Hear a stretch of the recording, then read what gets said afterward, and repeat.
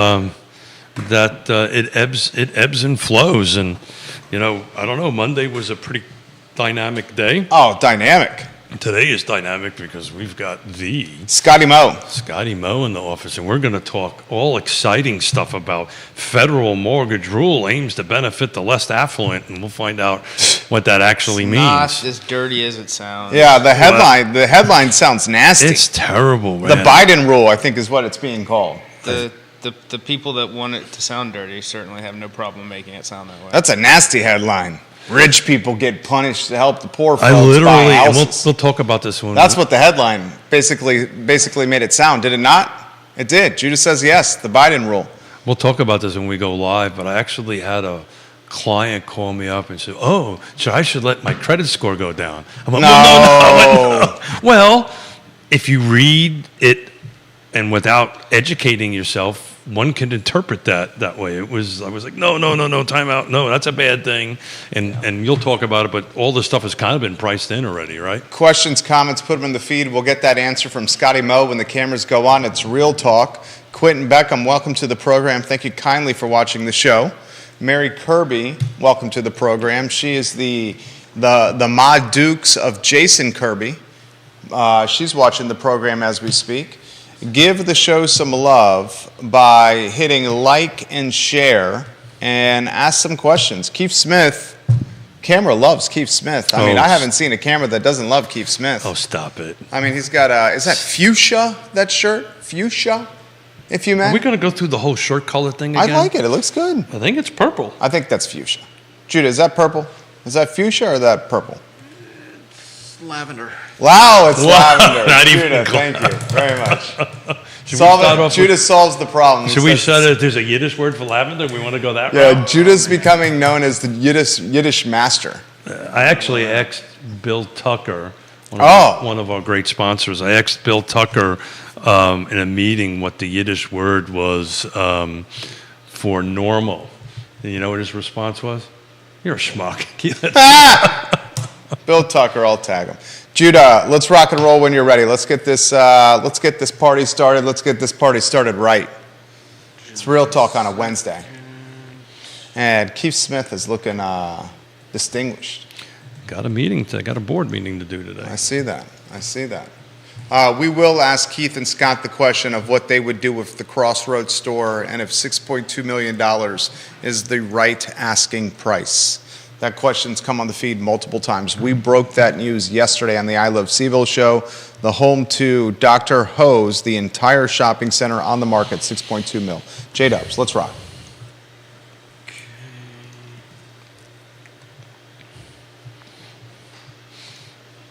Quiet on the set.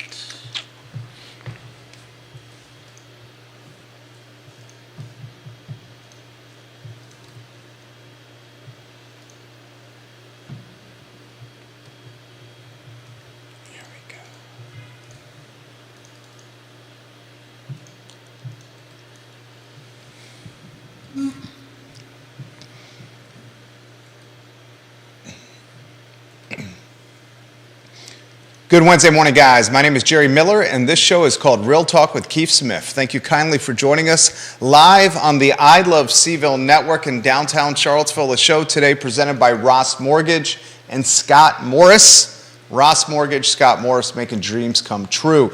Yes, the property in North Garden is percolating the socials. You name the social, people are chattering about the North Garden property that's now on the market for $6.2 million.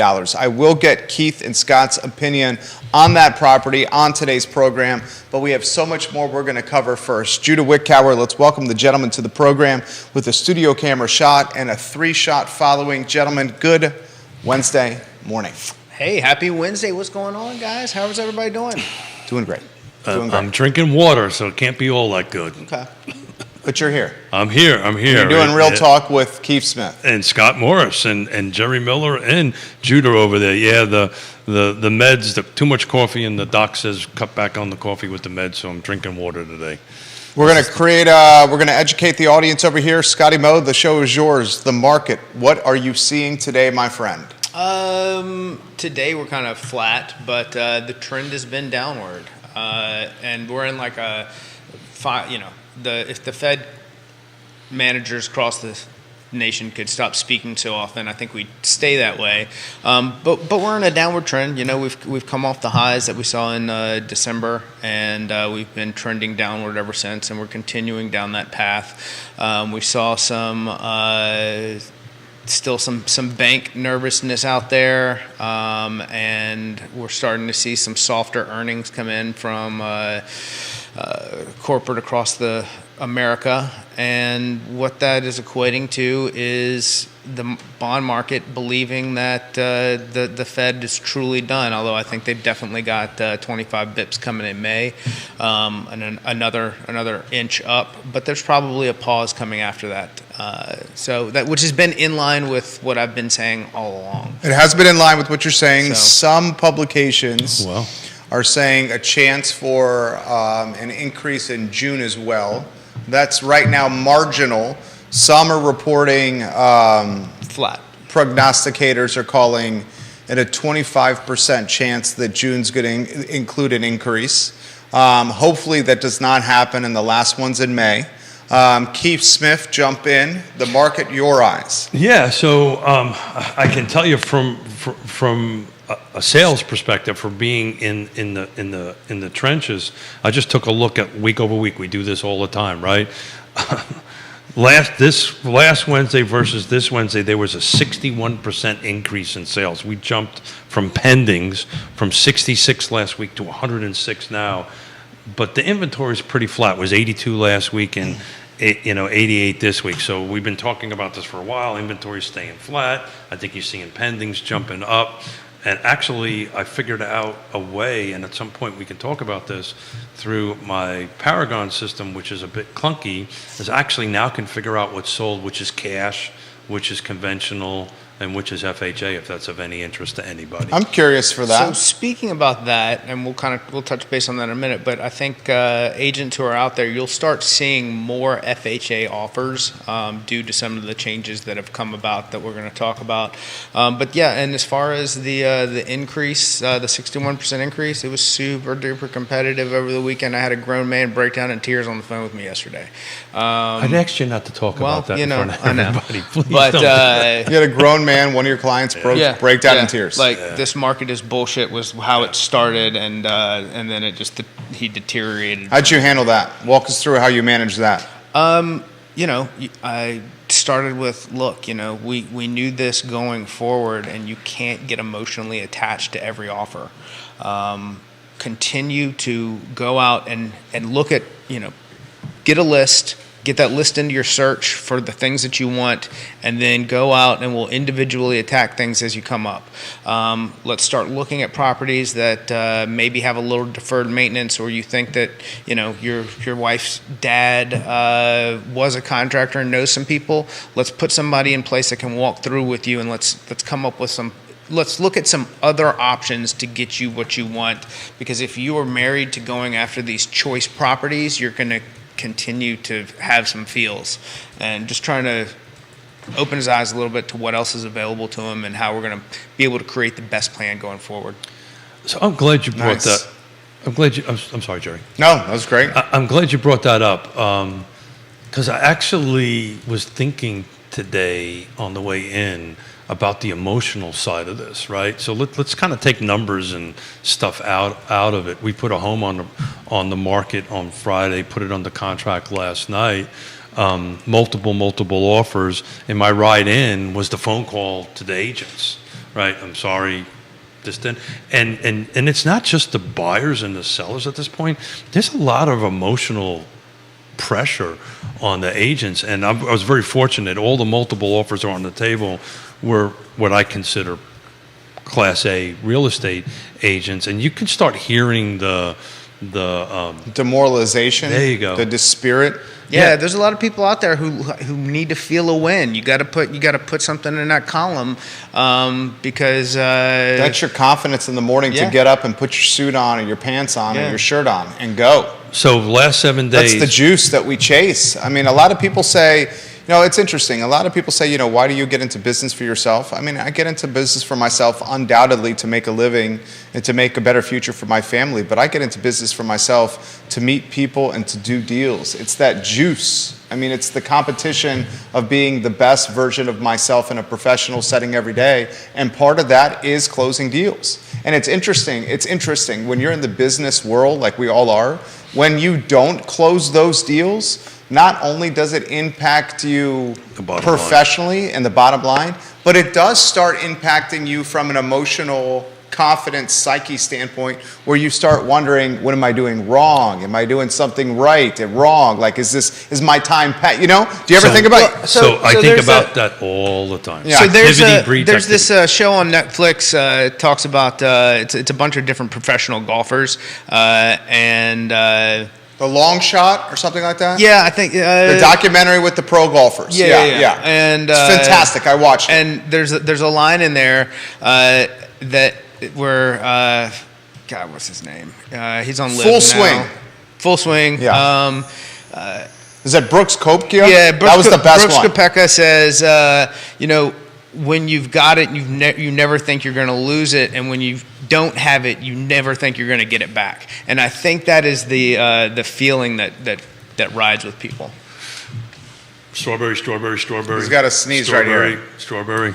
That's why he's saying strawberries. We're talking about, and anyone can relate to this. You don't have to be in the real estate business to relate to what we're talking about. The confidence that comes with closing deals. Activity and when you always- have a drought, how it impacts your confidence and how that creeps into other aspects of your life. Activity Other aspects of breeds your life. activity. Positiveness breeds positiveness. Negative breeds negativeness.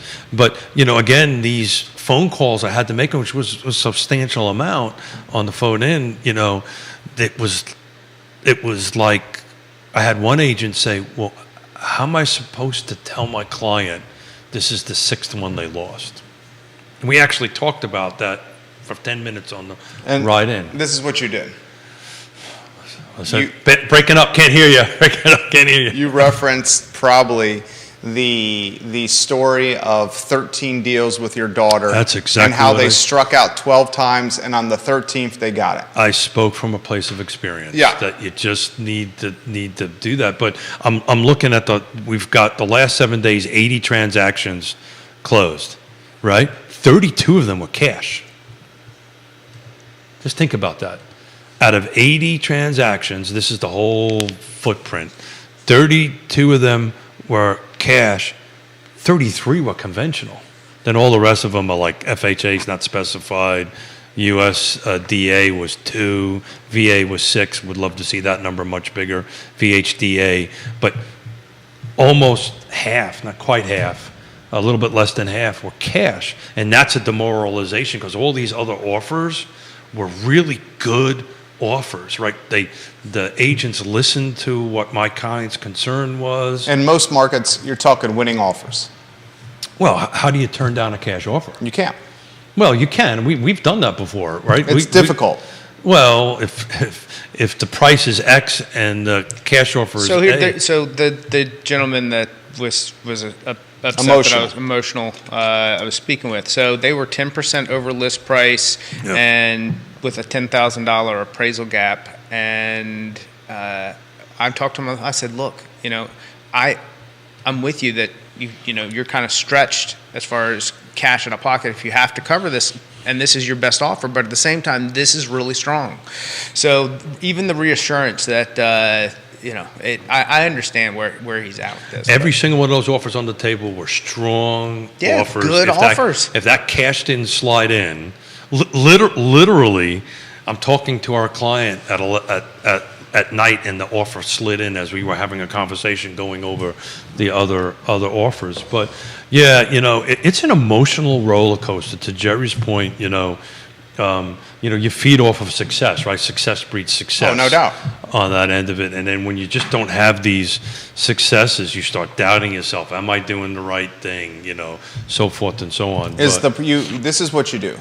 You question the process. And I mentioned to the fellas, guys, before the show started, that my business has been in operation 15 years in May. And when you have 15 years of term or longevity, you have a process. And when you go through these droughts, sometimes you question the process. And that's the thing that you cannot do, is change the process that gets you to the finish line. You can pivot, you can innovate, you can improve the process, but throwing the process away or getting rid of the plan altogether is panic. So the question is to Scott, right? We're just looking at 32, you're spot on, by the way, 32 to 33, right? What can we do to help the buyer who is financing compete? Let's assume we got equal cash offers. What can we do to help that? Or we just got to say, well, we throw up our hands, can't compete against cash? I mean, I've won against cash before on finance deals. So what can you coach us through? Well, it to depends help us on, with that? I mean, that's a tricky question, because Of course it is the cash, if you're talking, is the offer equivalent to cash, or is it higher than the cash? If it's higher than the cash offer, So it's interesting. I'll talk about what's on. I can't go into details, but I'll talk about it in just generality, that it'll make sense. It was very interesting because when I sit down with a client, I do a net proceeds sheet, right? So these are my multiple offers. This is your closing costs, right? This is your how much it costs you to get the house, seller concessions, yada yada yada. And it was interesting. The next closest offer, actually net proceeds was exactly the same as cash. The only difference is there was no appraisal, right? Everything else there was a home inspection that was still in it, which was great. It was, HOAs included in it, so, that was given all the way through.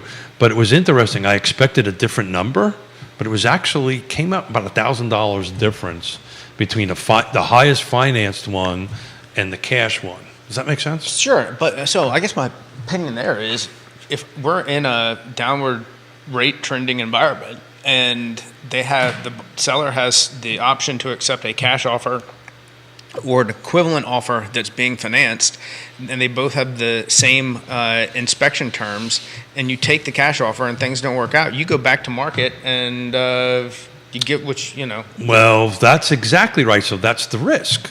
I don't know that is a risk right now with the inventory that we have. I mean, if it's priced right, if it was overpriced to begin with, and you sat on the market for a month, we priced it right. Yeah, that's all right. That's what I'm saying. If it's been sitting for 90 days and you haven't had an offer that they've been willing to accept, then you have a problem. But no, well, multiple offers coming in within the first 3-5 days, then you take you take the risk on the best offer you can receive, and then if you go back to market. Good morning, Quentin Beckham. Love when you watch the show. On Wednesday, this question came up, and so in your footprint, which is pretty substantial, what markets are you seeing slowing down a little bit, or where there isn't multiple offers, or? That's the conversation I had yesterday. With people in 3 different markets who were having some feels where, look, I know this doesn't make it any better, but this isn't just you. This isn't just here. Not in Virginia. Yeah. Well, we looked on Wednesday that Buckingham had a bit of a drop. Okay. In Buckingham, it was quarter over quarter. There was I think a substantial. I'd have to dig up the number. I can't remember what it was off the top of my head, but it was a substantial drop. And I think it's because it's at the price point, right? The interest rates, I think, are just impacting enough, and folks are kind of moving in a little bit. But it was pretty substantial. Well, let's jump on this. Am I being punished because I have good credit conversation? There you go. No, you're not being punished. The FHFA, the Federal Housing Finance Agency, has an obligation to try to create, their mission is to try to create more affordable housing. And there have been a couple steps taken this year to do that. One was the lowering of some funding fees for the VA and mortgage insurance for FHA loans to make them more competitive. And one of the things that the Fed side was worried about was if we continue down this downward trend in rates, that there'd be an avalanche of refinances, and these loans would be, due to the rules that they put in place 2008, 2009, mortgage companies would be forced to repay investors for loans that they had just purchased because they were refinanced inside of a term period. So what that means is I can't charge you an early payoff penalty for paying your loan off early because you took advantage of something. But we as a company are obligated to repay the investor. So we can lose largely inside of that 6 months EPO period. And the Fed thought that this was a danger for the economy if something like this were to happen. So that's how this kind of started down this road. And then they also put in some tiers that made it slightly more costly for someone with better credit. But does that mean that you should lower your credit score to get a better deal? No, you're still going to get a worse deal. You just wouldn't get as good of a deal as you would have before. And these are loan level price adjustments. They put these things in all sorts of places. The first thing that they did 2 years ago, when second homes were becoming, while mortgage rates are still very low, people were going out and buying second homes, and then they were turning them into Airbnbs. And the Fed considered that a risk. So they took a huge LLP and placed it on second homes, so it became more costly from an interest rate perspective to buy a second home. In doing that, that slowed down the purchase of second homes because they feel as the economy slows, what's likely to happen is that there will be a softening in the Airbnb investment rental market, and those properties will be the first ones that people walk away from. They won't walk away from their primary mortgages, but they'll walk away from this investment property that's no longer performing in the way they wish it would perform. So, how does that affect the LLPAs that are in place now for purchasers and refinancers? If you're someone who has purchased a home, put down 20%, no mortgage insurance, you're probably paying a slightly higher rate, and it's going to be more costly for you to refinance. And the reason that they did that is because you are the target audience that's going to refinance. You should most likely have the cash to execute a refinance down the road, and you definitely have the equity to get to a lower rate. Whereas someone who maybe took an FHA, so they're at 96.5% debt to income, they don't have the cash reserves necessary to execute a refinance. So even though they wanted to get to a lower rate, they don't have the closing costs to able to fund the refinance. So those loans aren't going to be captured, and they're not going to hit investors, whereas your loan, you're going to take advantage of that as soon as you have the opportunity to. That's a good explanation. Wait, What do you think about this?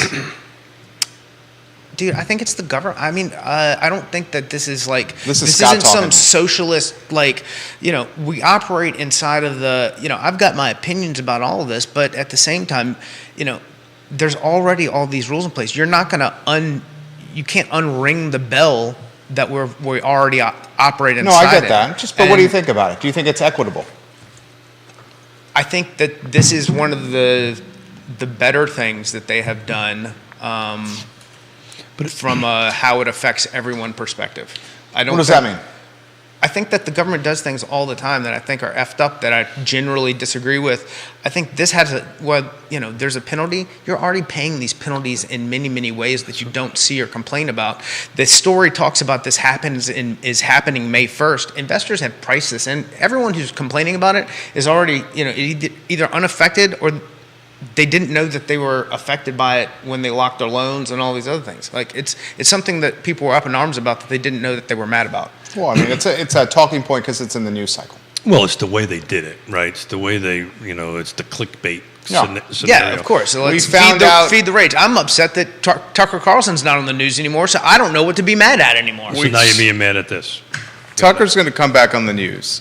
And if you're just following that storyline, he's no longer at Fox. I'm kidding. I really don't care whether he's on Yeah, television. and that was a joke from yeah, Scott, because there's a lot of folks out there that have a take or a feel on Tucker. Well, the other side is Lemon's out too.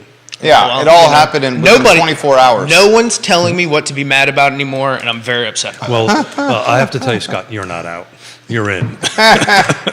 So here's the takeaway. I'm going to boil, and that was a really masterclass. Yeah, great explanation. And it's very rarely when there's a guest on, I'm intently staring at you and listening, and I was doing through that trying to glean. What are you saying about the guests we've had on the talk show? No, it's Smith wandering Oh, off okay. with his ADD. Okay, it's more about you. It's all about me. It's all about It's you. all about me Okay. and my ADD wandering off with a squirrel in the back over there. But here's the takeaway. This all happened in January, right? Or February. The mortgages have been priced into this point. Is that correct? So if That's what I'm saying. Like everybody's like, well, oh my gosh, this is They've been happening paying it, now, they and I've just got to didn't know deal they with were it. paying it. Yeah, exactly. This is something that's It's how the been- message was delivered. And how the message was delivered was through sensationalistic news outlets so that twisted the headline to drive ratings. so here's the problem, and And now we're talking about it. and I'm going to get on my soapbox here a little bit. This is the problem with this. I don't even want to call it media. It's entertainment is really what it is. I had a phone call yesterday from a potential buyer, honestly thinking, well, I'm going to let my credit score lower. No. And I went, whoa, time out. They literally were thinking, well, hey, if I let my credit score go down to 6 something or whatever it was, whatever the math is on it, that I'm all of a sudden I'm going to be paying less in my mortgage rate. I went, no, that's not how this works. Let's talk to a trusted advisor. Let's talk to Scott. Let's go ahead and do this. You don't want to do that. But because of these headlines and because of this clickbait thing, people are thinking things they shouldn't be thinking instead of reaching out to talk to it. I mean, literally, this was a guy with a master's degree. He was a smart fellow. Because I I'm just think going to a let my lot of interest that's rate. just is jawing at the no, they're not actually going to stop paying their bills in order to. So it's interesting you said that because the conversation went from that to I can't win a house, right? So this goes back to the beginning. The mindset. Yeah. This emotional roller coaster everybody's on. I mean, we talk about the impact professionally of not closing deals and what that can do to people with a DNA makeup like us. Imagine the impact of striking out 12 times in a row to buy a home and the impact that can do with anyone's DNA makeup. And That's what's happening. And the point I'm trying to add to it, it's not, that's not talking about us, but it's also not about the buyer and the seller. It's about everybody in the chain, right? We're not getting deals done. You're not getting deals done, right? And deals is wrong word. We're not helping people with buying and selling homes. So we start questioning ourselves, as you said. Then that transfers to the client. The client's looking at you, Keith. I need you to help me through this. And if you're questioning yourself, it becomes this vicious cycle to go through it. So I think. We talked about this on, what was the Monday, right? Everybody needs to be a mensch. Everybody needs to be a good human. Everybody needs to be good to one another and help us through this. And it's especially important to emphasize that no one at this table sees this problem being solved anytime soon. Right. So if I had any take on what the FHA announcement and what the government should do, it goes back to what I've there should be some sort of incentive towards small to mid-sized builders to increase production there. More so than the Syntex owned. But how if they don't have the land to build on here? I have an interesting stat to share. I wasn't going to talk about this today, but I was asked by a couple of Board of Supervisors to go ahead and take a look at the sales quarter over quarter because they're doing the budget stuff. And they asked me specifically to include new construction in numbers, not how we usually pull them out. Yeah. And it's really interesting.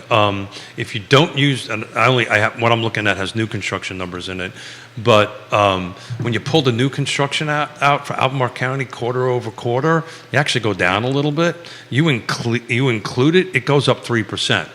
But it's interesting, the attached product, which is the townhomes, went up 18% quarter quarter over quarter. The volume is substantially down, 20%, right? There's 20% less. But it was very interesting because they wanted me to include new construction because the assessment has new construction in it, right? So they wanted to compare apples to apples. So that's telling me new construction's been picking up a lot the last couple of months, because when we did this about a month ago, those numbers were not like that. So I think you're seeing new construction picking back up. And the reason I know that is I'm getting phone calls for people looking at dirt to develop. So that's starting. This conversation came up Tuesday on our conference call. Are we seeing new construction interest pick up because rates are dropping? Is that why we're seeing new construction uptick? I don't know. I mean, this is I think just rates could stay elevated and new construction is going to continue to win because there's nothing. Better than you? No, it's because it goes back to there's an entire. I'm not going to guess at the numbers, but I'm just going to say there is a large percentage of people who are trapped in these low rates. They are not going to come out of a 3% mortgage rate and get a better house. They're going to be selling a house either to capture debt and make a lateral move or downgrade because they can't afford to step up into a higher payment. That's 100% true. And that is why that if that inventory can't release and there's nothing to be done with it, it's dead inventory sitting, that then you've got to have something to replace it. And then we get into we're not going to build our way out of this, but at the same time that's going to be a continued winner, whether it's done at an affordable price range or whether it's done at whatever the new limit is. And for the people in that position, it's gonna take a long, slow roll for that inventory to come into market. The folks that are trapped, that's legitimately the inventory that comes to market with death, divorce, Bingo. or job move. Yep. And that's the inventory when it's based on those things takes longer to become active, is what you're saying. Yes. What do you think about that, Keith? well. John Blair made that point close to a year ago. I think John's watching right now. Literally close to a year ago, he made that point. I think I've been pretty consistent from when it was 3% that this is not a good thing, right? And it's just continuing not to be a good thing because it's interesting you use the word trap, right? Right? Because you are kind of trapped, right? You can't, if you have to move, and I No, don't, not even have to move. Think about this. We'll go with the scenario we're in. We got in March of 2020. We are considering moving. But to Scott's point, since when we got to now, everything is 35, 40% more. So if there was a move to happen to capture that equity, for us to truly enjoy the equity, it would likely be lateral, and that's not what you want to do. For it to be an upward move, we can do it, but then it's going to eviscerate and evaporate all the equity we essentially accrued, and then our monthly payment is sizably larger, and then our term starts over at zero. Our 30 years start over at zero. right back to start one. But that's what he's saying. But you're fortunate enough. If you had to do it, you could do it, right? Yeah, You're right, fortunate enough to do that. What Scott's talking about. No, I which don't is think what- he's talking about the ones that are forced or can't. I think he's talking, well, maybe I don't want to speak for him. He's talking about maybe all scenarios? So I'm talking about there is a very specific demographic. Let's say non-business owners who they're either in a salary position or their prospect for a raise is at most between 3 and 6% year over year. They qualified in a certain range when they were at 3%. So then they'd be moving into a 5% rate, and so even if they sold their house, they could not then execute a step up. So where there's no incentive for them to then make a transition unless they were moving out of the area. So, real life, can't get into the details. Have a husband and wife that are divorcing, bought at this 2 or 3%. They have to sell the house because of the divorce, and they can't find something to buy. So we're trying to help. Talk about an emotional wreck. Try sitting around a table with a couple that don't want to talk to one another and trying to help them move forward with their lives on that end of it. But now they're trapped because they can't go buy because they're not going to end up. They're going to end up with some equity. They got to split it in half and all that. divorce stuff on that end of it, but the conversation is A, we don't like each other. B, we're getting screwed because we're at this, where we bought at 3%. Now we're at 6 or 7%. I don't know where to go. And we're on our third sit down with them, which is kind of the emotional part of what we do. But that's they feel trapped in it. They just can't go anywhere. Just an interesting thing. I haven't looked at this in a while.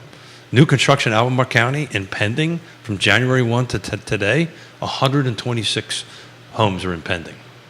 That's a huge number. I have to take a look at what's sold. But right now, since January 1 to now, 126 homes in Albemarle County, new construction went into pending on that end of it. There has closed 136 in the same January 1 until today. So I think what's happening is people are getting, if that can afford it, and they have the capital and the ability, they're just not buying an existing home that's going down in volume. They're just going out and having something built. Let me ask you this. And oh, by the way, we're at 590 is the median pending price. 590K. Yeah. Oof. Jesus. Let me throw this to you here. Besides rates lowering, 611 is the sold. Besides rates lowering, how do you get more inventory? Besides lowering rates. It's not going to be the zoning. That's not going to happen. I don't want anyone to tell me it's a 5% turns into 10%. I see Neil watching. Neil, I'm all for it as well, but it's not going to happen anytime soon. Besides rates lowering, And he's talking about growing the 5%. The growth area in Albemarle County. That's not going to happen anytime soon. Besides lowering rates, how do you get? I don't want to answer that question Why? because it's not a good answer. Your answer is raise rates up and make people. What's your answer? My answer would be that there would be an ocean of defaults that would have to drive Okay, that. that's so. There's the follow up. So is your position, and this is the ruthless capitalist, if you may, here, or free market guy. I guess the ruthless Darwinistic free market guy. Your position is we need to keep raising rates up, so people start hemorrhaging and can't manage the debt service. So then they start defaulting, and then that's how inventory comes on the market. Time out. I am not taking that position. Okay, how do you get more Which inventory? interest rate are we talking about? Well, We're talking about the mortgage rate, or we're talking about the We're talking Fed about rate? the Fed rate. yeah, what Powell's doing is Okay, got it. tied to everything. I just want to, I want to make sure. How do you get more understand which inventory? Well, that would do it. That would certainly break things to the point to where, but then all that's going to do is then again, because once that's done, so here's how that would work. If that were to be the case, let's say they didn't stop in June. Let's say they cranked us back up to like 8.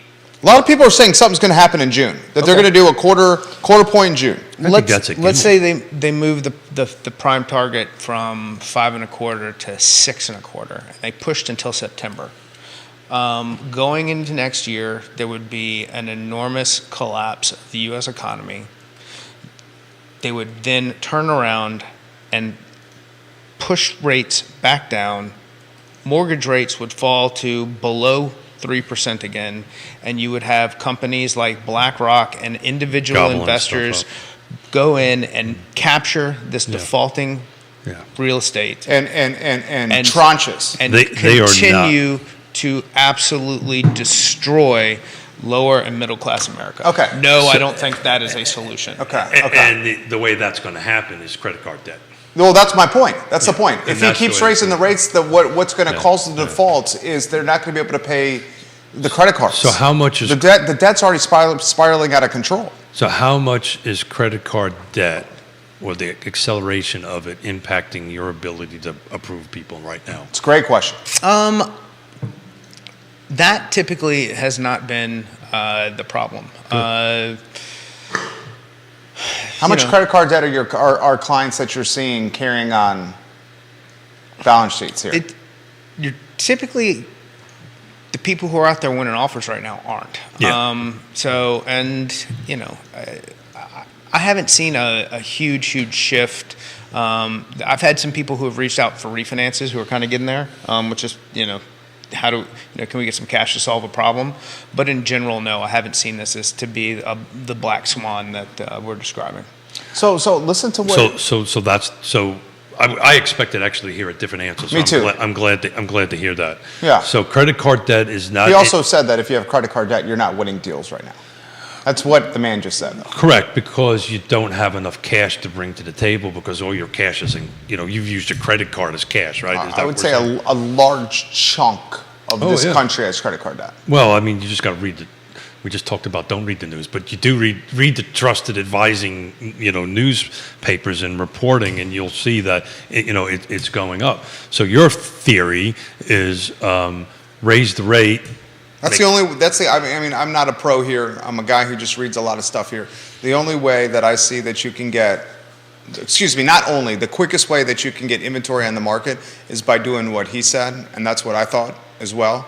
But if you do that, there's so much pain and suffering that's going to go along with it, and I don't think they want to do it. So what And happened? the indications seem that he is throttling back on the hawkishness of what he is doing. I still think you're going to see a quarter point. I'm pretty sure. Well, we know May is going to happen. The question is, does it happen in June? I think it will, actually. I think they are trying to drive that down to 2%. Was it Morgan Stanley who said it was a 25% chance Yeah. that he was going to do a quarter point in June? I believe it was Morgan Stanley. Yeah, I just. So let's say that doesn't happen, Scott. Let's hope to God that doesn't happen. What's another way you get inventory on the So market? that puts it at what? Without rates falling. Without rates falling. You'd have to have. Because I do think that if rates fell, inventory comes back on the market. Because if rates fall, someone like me is going to be able to justify, my 275 is in line with this new number, so I'm going to capitalize on this equity that I'm sitting on, and then my monthly nut on the new house that I upgrade to is not as severe the sting, the monthly payment, because the rate's in the 3-4% range. Well, that's what I've been saying all along is the solution. But But outside that's also of going to that- make things a lot more expensive. It's a two-sided coin, because as you're waiting for that rate to come down, prices are continuing. Oh, it's going to get more expensive. It's going to get more expensive. And you have more buyers. And well, it depends. You might end up having less buyers. So if this hypothetical we're talking about, which is a scary thought, as one who lived through the time of great unpleasantness and knows what this impacts and before I lose my train of thought, what scares me about this conversation is what happened to the whole economy when housing blew up in 2007, 8, 9, and 10. It impacts everything. So I guess here's the point there. It would be a different mechanic, so it wouldn't be housing that collapses. I still think that auto loans I agree. are Agree. very dangerous one. Agree. Given the amount that it costs to purchase, the length of time these loans are taken Agreed. out for, and I think that's probably more dangerous. But then again, so you get more. So there's still subprime lending that exists on autos because people may not pay their mortgage, but they're going to pay their car note so that they've got a way to get back and forth to a job. It's literally the last thing that is lost. So I don't think housing is the trigger. I'm sure there's people much smarter than I am who are attached to what it could be, but certainly there's going to have to be some sort of some event that occurs that triggers something has to break before it gets better. So again, I don't know what that something is. Well, Carly Wagner says the ongoing trend to corporate ownership and move toward limiting personal property. Carly watching the program. We love when you comment. Neil Williamson said Jerry Miller is right. Albemarle County Planning Commissioner Julian Bivens said last night he did not believe there is community appetite for increased density, nor is there political will to expand the development areas. Don't look for exponential increases in inventory in Albemarle County anytime soon. and I There's agree. no political capital. Isn't that the mustache? Is it density the mustache? That was part? Charlottesville City. Charlottesville City. Yeah, and I think Neil knows. I he is- I forget that there's a difference between. Neil Charlottesville knows City he has and lost Albemarle. that bet. Keith has won that bet. Wait, mustache lives to ride again. Brother, don't jinx me. It's We're June not there. 19th. We're not okay, there it's yet. June 19th. It's April 26th. We're It has not not happened. there yet. We're less than 2 months away. I Albemarle County. might actually win a bet. Who knows? I like the fact that I just got to say mustache ride on television on the show. and Mustache nobody flinched Ride. at it. You know what that's a reference? What movie? Scott, don't tell him. What movie was that in? Mustache Ride? Keith, do you ever say out loud you want to? Okay, I'll stop right now. I'm Judah's just trying to loving it wonder over- what movie It's Scott. it's Super you guys- Troopers. It's Super Troopers. It's an yeah, effing great wouldn't movie. have- Scott and I are essentially the same age Yeah, would and have not. the same habits for If it was a Monty Python reference, I might get it. But Super Troopers. that's it. So here's the situation, though. Look, we should be honest with everyone. This area is not getting more affordable. We're not getting any more inventory. Albemarle County is not expanding the development area. The upzoning in Charlottesville City is not going to create affordability. Okay, it's time to be. There are a lot of people coming to this area with high-paying jobs. We talk Paul Manning Biotech Institute. We talk data science. We talk 2 new hotels on Ivy Road. We talk conference centers. We talk UVA expanding here. We talk STEM. We talk engineering, Willow Tree. We talk hedge funds. I mean, come on. We got to be frank. no, I'm Keith, but that's okay. So You've used that one before. I have. I think that's from Naked Gun. I think that is from Naked Gun with Liam Neeson. No. So you're talking about No, I'm pretty sure that's from Naked Gun. That line. Is it Frank or is it Don't Call Me Shirley? That's also from Naked Gun. No, I think that's from Airplane. Oh, Liam Neeson. Maybe I'm No, thinking Air- Liam it's, Neeson. Okay. It's Airplane. But anyway, Okay. so Don't Call Me Shirley. All I can think of is I go back to my friend Robert Liberty. There is not going to be one silver bullet. There's going to be the silver buckshot. But you're right, and I think we've been talking about this quite extensively. There's going to be some incremental changes going up, very small incremental changes going up, but unless there's some tragic, thing that impacts the whole country at once, you're not going to see this buyer pool drop down, right? There's too many buyers in there that are capable of buying. I mean, a prime example, right? 33 of the last 80 sales was cash. Where the hell did that cash come from, right? It's people moving in from out of the area. It's people moving out from another area, people selling from one thing, cashing out, moving in, whatever it is. But to Jerry's point, it's going to come in here. So you're 100% right. 5% is the political will to grow. The 5% is not going to get there. I'm confident, because that's just the way I am, we're going to get a much better developer incentives, and we may be able to get a little bit more inventory going. You're going to see Green grow up. Green is going to be active, but that's going to hit a ceiling pretty soon. The folks, the NIMBY folks out in Green are going to probably jump in pretty quickly once these 1,800 start rolling in the ground. And that's going to happen. Fulvana's out. Nobody's building anything in Fulvana.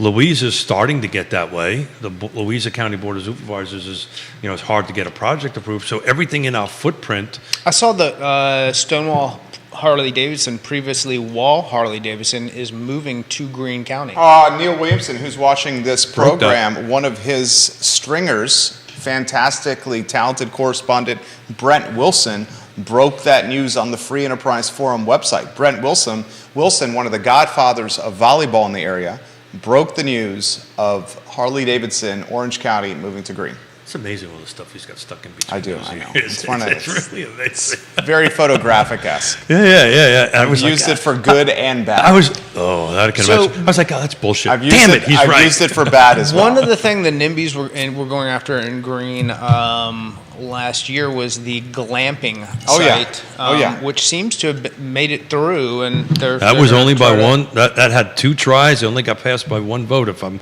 not mistaken. Neil will correct me if I'm wrong. Glamping's a no-brainer. Why would they not want elevated tourism in their county? And then So- the people leave after spending money. So they don't this- tax their schools and their roads and their infrastructure. This is the shift, right? I'm looking at a spreadsheet. One of the reasons Free Enterprise Forum has got such great Greene County coverage is because the president of the forum lives in Greene County, as does ACE correspondent Brent Wilson. Yeah, I think he goes where the the business and the news I is. don't see But- Neil often in Louisa County. Do you see Neil in Louisa? I'm going to change subject. Do you see him in 'Cause I don't Orange? know the answer. Okay, the answer I is don't know no. the answer to it. He's in Almaro. He's in Green. Well, I don't think physically. Anyway, I'm going to move on. But I'm working on a spreadsheet, which is interesting, and I don't have an answer to it yet. But I'm looking at Fluvanna County's tax assessment. They set their rate last Wednesday, right? So I just actually happened to take a look at what my mother and father are paying, and I've been talking about this for a while. Their mom and dad are paying 17% more cash this coming year than they did the last year. So to them, that's $380.16. But their value, their assessed value went from 264 up to 318. That's a 20% gain in assessed value year over year. This is not market, this is just this tax thing. And it's interesting, so I'm looking at, I just did a quick 10-unit assessment at the lake. Everything that's under around the $300,000 range is having somewhere mid double digits, between 15 and 20% increase.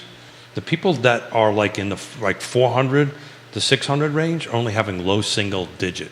So what's happening is the people that can least afford it are paying more, which is kind of how this stuff usually goes. The people that live in the more expensive homes have incremental increases. For instance, mine is only 2%, right? And mine jumped, and I don't have a problem telling you everybody this because it's public.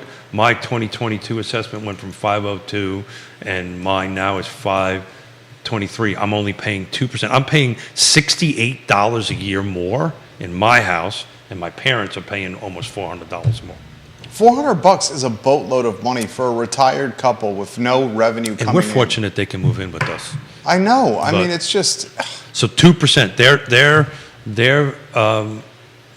My cash went up. I'm going to pay an extra $68 a year. My parents are going to pay nearly $400. I'm looking at another one that's 212 versus 214. Another street, a home. They're going up 15%. They're paying $300 more. Another one at 219. They're paying $400 more. It's not equalized. I can tell you that much. Pop, Anyway. Lenny, and what's your mom's Tina. name? Tina. I love them, Supermom. Yeah. and I don't even know them. I know Lenny. I know Pop. You know Pop. I've never you met my Tina. mother. I've met her briefly You met my mother. at yeah. the after party of Yep. your youngest daughter's wedding Yeah. at Ix Park. Yeah. Hey, speaking. I believe I was eating. What food did you have there? I know you had cold beer. You had food though. It was very good. He thinks I'm actually going to remember that. You paid for it. Yeah, but that's. I tell you what, I never got to eat them, but for I instance, think we did tacos. Yeah, We that's right. did Brazo. There you go. I knew We you would opened up- remember. we There was opened up a Brazos tab. at the place, and you had an open tab. We opened up a tab. I went and got 2 or 3 tacos Two and or had three dozen, did he say? 2 or 3 tacos and two cold beers, There you go. and it was fun, Keith. Yeah, it was a lot of fun. Yeah. We, And I sat on the cooler in the shade. There was such a little shade on that day. Talk to There Pop. there was one tree with one little piece of shade over Everybody's there. huddled. Yeah. Everybody's huddled around it. Yeah, it's everybody needs to be patient. Everybody needs to be understanding. This is going to be difficult. This business that we all do. This sphere of housing. Everybody that's on the partners tab at Real Talk. The supply chain. On the supply chain. This is what we're experiencing now, unless there is a pop goes the weasel moment. Sorry, just trying to make a little fun out of it. That we all don't control. This is just going to be a struggle for a long For a long time. time. For a very long time. It's not, this isn't going to be solved anytime soon. That's why, to Scott and Keith's point, take the sting now as opposed to taking the sting 24 months from now, because the sting is not going to get any easier to swallow or handle. Well, I know this off the top of my head because I look at Lake Monticello. You gained 10% in your value if you bought a home last year versus now first quarter. That's That's crazy. You gain It's crazy. 10%. Yeah. That's crazy. And I don't see any signs this is going to slow down. The 21, I talk about this all the time, the 21-year running spreadsheet, which I update at the end of every year, is about 5.5% for our region. And that includes a time of great unpleasantness where everything went down. So, over the course of 21 years, the average is 5.5% year-over-year appreciation. Some a little bit low, some a little bit higher. This is a good question from Spencer for Scott. How many of the deals being done you guys were talking about were cash? How many have been done that are cash in the area now? I don't see cash, so. You said you can call that up, right? I just did. So out of 80, No, out for of the whole year, he says. year to date. Yeah. Well, if you give me, you talk a little bit while I can get you that information. Year to date, he's going to give us cash deals in the car footprint. That's amazing that you can give us that information right there. And you think the cash deals are people coming in from out of the area that have sold their house? Absolutely. That's what's happening? Yeah. Unbelievable. This is so crazy. And do you think this is all the collateral damage still of COVID? Yes. Yes. I think that, and I think I think the hangover is longer than we think it is. The hangover is still going on. Yeah. So I'm gonna do. This is what happens when we allow the government to try to intervene with things. Right here. This is what happens. Right, Judah? Judah's nodding his head as well. So I'm going to do Albemarle County because it's just going to take me a little too long to go ahead and build it up for the whole jurisdiction. So just hang on for 1 minute. folks. Albemarle County is good. You're using Paragon to figure that out? Yeah. There's I learned something the other day. I learned this today. Well Hung Vineyards, there's 3 of them. Gordonsville first, Roanoke second, Charleston third. There's 3 Well Hung Vineyards points of sale. I'm seeing this in the comment section as Jamie Turner, who's repping the PEP, is interacting with Neil Williamson while the show is going on. Neil, I didn't realize the brand was expanding like that. Well done. He's a partner in that. Really? Yeah, Well Hung Vineyards. I did not know that they were in Charleston. That's interesting. I didn't know that either. Neil. So Albemarle County. Attached, detached, total sales from January 1 to today, there's 269, 87 were cash, 145 were fixed. So 269 total in Albemarle County year to date, 269, okay? And how many 87. were cash? 87. Wow. You're doing the percentage? Yeah. Okay. So conventional arm was only 5, FHA 7, non-specific, God only knows what So that you're is. talking 32 and a half. About a 32, third. 33. About A a third third. of the deals in Albemarle County year to date About a have third. been all cash. That's a stat right there. Let's see what Charlottesville's doing. I'm gonna save that stat. I'm gonna write that down. A third of the deals year to date in Albemarle County have been all cash. All cash. What do you make of that, Scott? I think that's super interesting. I wonder how that relates historically. I actually could do that. That takes a little bit of doing to go ahead to do it live, but I could take a look at it real quick. I'm looking at. How about this question that's coming in? Does anyone on this show think the new phenomenon of outside buyers bringing in bags of money is going to stop anytime soon? I've been living in the area for 40 years, and this has been happening all my life. Well, That we talked about That's a from great the comment. beginning with how Lake Monticello was originally marketed. And if we continually, I guess eventually, with enough government interference, you can certainly lose your top cities in America challenge. But it's a nice place to live. There's the university and the government drive a lot of the financial energy. There's enough. It's been protected very well from a zoning. Like we don't look like Harrisonburg or some of the Fredericksburg. other Fredericksburg. The strip, like you don't drive into a bunch of strip malls. While I think Albemarle is kind of insane with some of their signage rulings and what you have to go through for Jerry with his awning and some of the other different things that you constantly fight. Crackle Barrel, Yeah. Olive Garden, Yeah. gentlemen's clubs. Yeah. So. City of Charlottesville, 91 transactions, 42 of them were cash. Ooh, what was that stat? So there's 91 sales. 91 sales, City of Charlottesville year to date. Charlottesville, that is, hold on a second here. That is, that's everything. Let me go ahead and. How many of the 91 are cash year to date? 41. Yeah, Jeez but Louise. let me clean it up a little bit here. Yeah, so that's everything. That's detached, attached, and condos. So that's everything that has sold. There's 91, 50% of them were cash. Did you guys hear that? I mean, that's why the young millennial and the Gen Zer is so pissed. Yeah. Yeah, That's why there's so much angst. With 1,000%. Like the phone call and What? like started with Scott. I just want to tell you that the housing market right now is bullshit. Yeah. So the person that called you was a young millennial? Yeah. Okay. Yeah. What have I mentioned before? What this is really going to come down to? This is going to be a generational thing. It's not going to be interest rates. It's not going to be. It will be a generational thing. How the heck, Judah, I mean, if you want to offer any perspective, jump in. City of Charlottesville, year to date, there's been 91 sales, 91 deals done in real estate. 41 of those deals have been all cash. 42. 42 of those have been all cash. So- Do you hear that, viewers and So and let's listeners? compare this to the same period last year.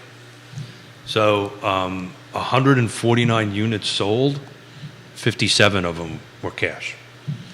So so 85 were conventional, some other form of it. So out of a total of 149, 57 were cash. I don't think people really truly appreciate the significance of what you just said, or even understood that it was this kind of significance happening. Because you think that it's only a small percentage of what's happening. You're talking a third of the deals in Albemarle and half in the city. Like, people don't realize this is happening. But you have to take a look at what was going on the first quarter of last year. Do local government officials realize these stats? Yeah. Do local government officials realize these stats? That in Charlottesville City, 91 sales year to date, and half have been all cash? Like, does council know that? Yeah, I would think I know they know it from me. I definitely know they know it from. I know Neil talks to them on a regular basis.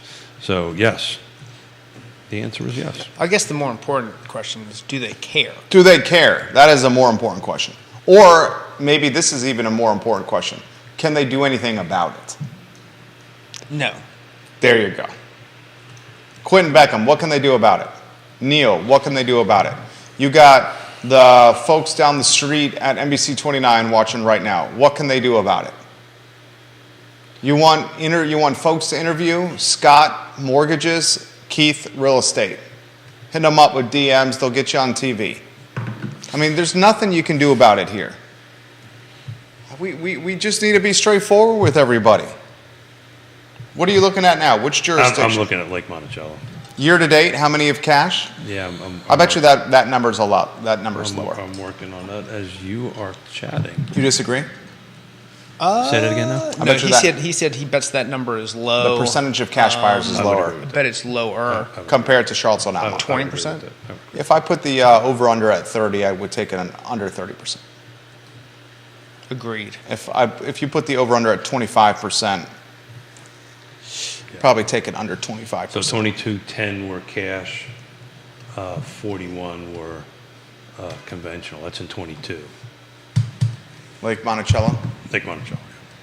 You know, I'm doing this live, folks. So don't. We appreciate what you're doing Yeah, on the you're Paragon. rolling, a little patient. No, it's good. It's good. So, I mean, it's not going to be resolved anytime soon is the point of this talk show right now. That's the point. And the comments that we're going to get to here, I'll throw to Scott, and then you here, Keith. And This year, 10 were cash, year to date. and how many total? 52. Okay, so I was right. 52 total sales. So it's the where that matters. So Charlottesville, you've seen a little bit more cash, right? They're higher dollar sales. Let's go back to Charlottesville here. The stat that I threw out on the I Love Seville show on Monday, University of Virginia, the McIntyre School of Commerce, its finance program is graduating students at the highest starting earning salary of any public university in America. Any public university in America, the kids with the finance degrees out of UVA, McIntyre School of Commerce, are coming out with the highest starting salaries. And these are the folks eventually that are returning to Charlottesville and starting their lives. Well, like a third of them probably go to work for Bloomberg because they have an enormous UVA channel. Right? That's what I'm saying.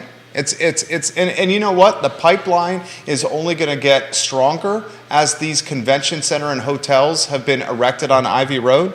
The folks are doing recruiting events, staying in the hotel, Absolutely. and then doing the hiring same events at the same locations. It's just a fantastic pipeline that's being created here at the University of Virginia. We're talking sales in Albemarle County, Charlottesville City, and Lake Monticello, and how many were cash. Keith is putting together a pretty significant matrix as we speak on Paragon. Which is the jurisdiction you're looking at now, Keith? I'm back. I'm fact checking Charlottesville just to make sure that I actually did give the right information. So I need another minute, gentlemen. Absolutely. How about this comment that's come in from Jonathan for Scott? Is he still confident that rates are going to crack 5% by the end of the year? I mean, I think we're declining. I mean, I think we're, What's 30-year fixed good credit at now? Low to mid sixes, and low sixes is probably really where we are. But that's going to spike back up, probably into the mids, and then we're, to give an example, I had an FHA borrower paying almost very little in discount points. Who was in the fives locked yesterday. So That's pretty damn good. So I just rechecked Charlottesville. I wanted to make sure I did the math right and looked at it. So 2023, there was a year-to-date 91 sales, 42 were cash, 40 were the rest of them were either conventional or some of these other options. 2022, there was 149 sales. So this is everything attached, detached, and condos. 57 were cash. The rest were some other loan product in it. So That was Charlottesville City? yeah. it was Give just those stats again for 2022? So 23. This is 2023? Okay. 2023, 91 sales. This is detached, attached, and condos. Okay. 42 were cash. The rest were some other loan product. In 22, there was 149 sales from the first until today. 57 were cash. The balance were some other loan product in that. I just So wanted the to double cash, check. the cash buyers are escalating. Well, and we were talking amongst ourselves here for a quick. The reason why 2022 didn't use so much cash, why would you use cash at 2? Well, because the rates were so low. Yeah. So, Well, for the first half of the year. well, we're looking at the first quarter, right? So it's quarter which to goes quarter. back to the argument of also when investors were the most active was when things cash flowed the best. Yeah. The Prices. opportunities there. So if we saw some catastrophic, some black swan event where all of a sudden we had tons of inventory come back on and rates were to fall to support a struggling economy, you would see investors immediately jumping back into the game. Yeah, I don't even think if we drop rates that it's going to help with affordability at all. I think you're just going to see more people jumping in and driving prices up. It's hard not to get dispirited for the folks. Well, one of the results of the Regional Housing Partnership was It's hard, but don't make it harder by stopping the process, because if this goes back into the best time to buy real estate was yesterday and the next best day is today, then let's keep pursuing the dream. That's well said. That's very well said. But the folks are doing it at a clip that the folks at this table maybe did not have to do. I'm talking about a speed. So a question for Scott. So if we go, because this is the first time I really took a deep dive into the cash, and doing it live on a show is probably not the right way to do it, but I'll have more for Friday when I get a chance to sit down and do it. But let's say if interest rates drop to 5, that in theory should kick some of the cash folks out, right? Right, they're going to be kind of going back to 2022 a little bit. You would think that they'd start exploring their options more than and keeping that cash, for other things. I mean, the reality of it is we all need to come together and figure out how to change this inventory. luck.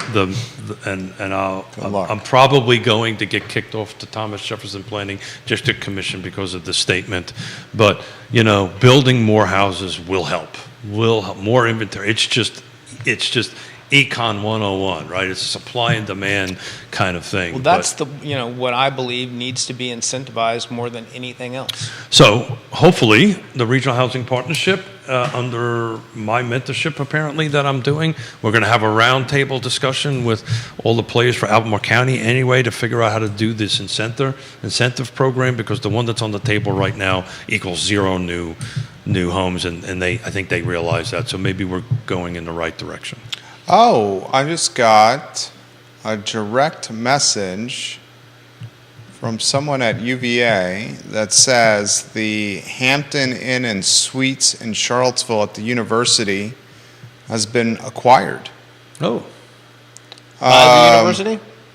The Hampton Inn on West Main Street. right I literally am reading this in real time. Located on Main Street, adjacent to UVA and the UVA Medical Center, the Hampton Inn and Suites in Charlottesville at the university has been acquired.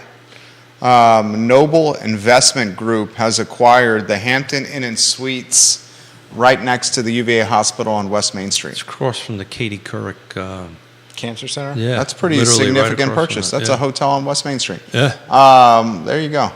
All right, gentlemen, 11:27 on a Wednesday. All that tells you is business is being done and people are moving.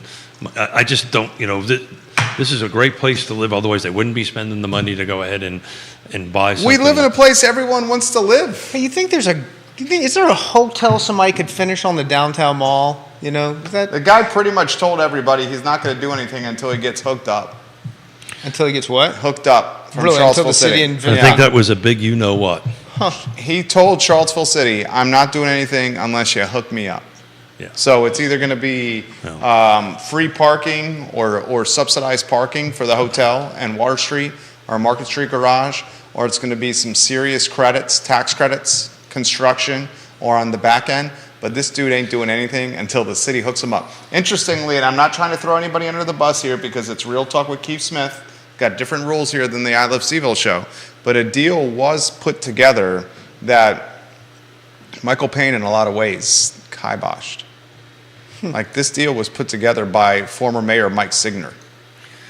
So I think you needed to take a look at who was there at the whole time. I don't think you have the leadership structure that you have now. I think if that deal was on the table now, it would probably have different results. Oh, 100%. Different results. 100%. At that time, that was chaos. Yeah. That council was chaos. Yeah, it was. That was when Mike Signer was using a burner email account to correspond with reporters at the Daily Progress about stuff that was happening on council in closed session.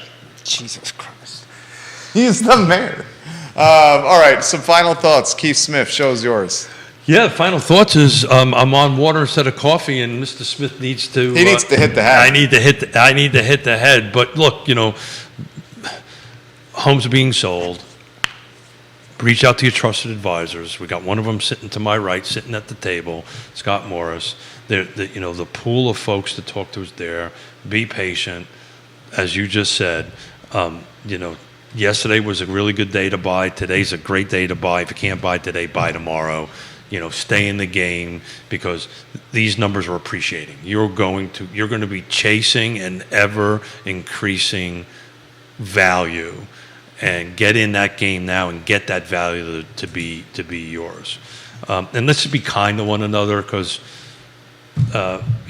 some stories I've heard from the real estate agents that I was talking to, letting them know, appreciated the way I did it because some of them just don't even call them back. They just put it in pending and they're left holding the bag trying to explain it to your client. So let's be professional, pick up the phone, be kind to one another and talk to the other side so they can talk to their client to stay in the game. Beth Lewis, watching on Facebook. Fantastic show today, gentlemen.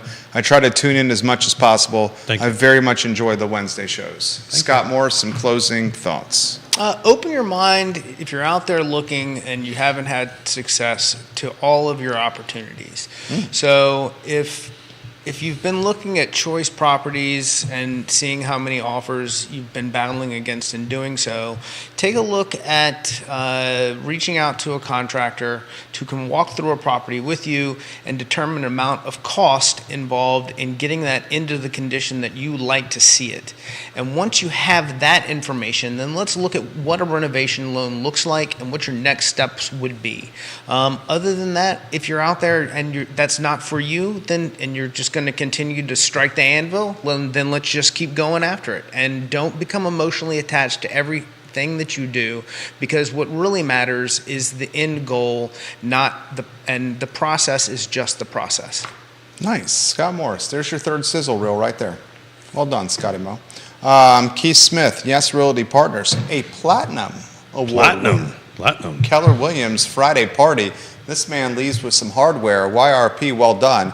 Scotty Mo and the team at Ross Mortgage have a boatload of production hardware. Scott Morris and his team will help you get in a home that's going to get you happy and build in equity, folks. Ross Mortgage, Scott Morris. Friday, Batman and Robin. I like it. Bring your Robin. We're gonna have fun. I like it. Keith Smith, Scott Morris, Judah Wickower, Jerry Miller. I Love Seville show in 58 minutes. Take care. Well done, gentlemen. Keith, you're sprinting. I see that.